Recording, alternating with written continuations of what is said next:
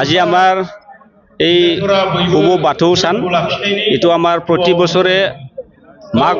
মাঘৰ সেকেন্ড মঙ্গলবাৰে আমি এইটো মানে পালন কৰা হয়। এই বাথৌ পূজা উৎসৱেদি আমি এইটোকে কামনা কৰোঁ যে সকলোৱে ধৰ্মাৱলম্বী বা জাতি ধৰ্ম নিৰ্বিশেষে মানে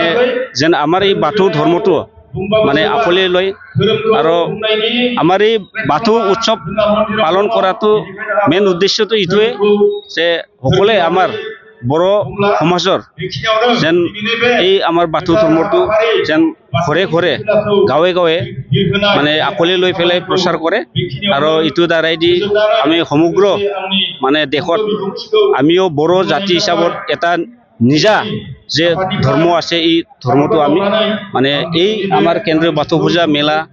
দ্বাৰাই দি আমি এইটো মানে বছৰে বছৰে আমি প্ৰচাৰ কৰি আহিছোঁ।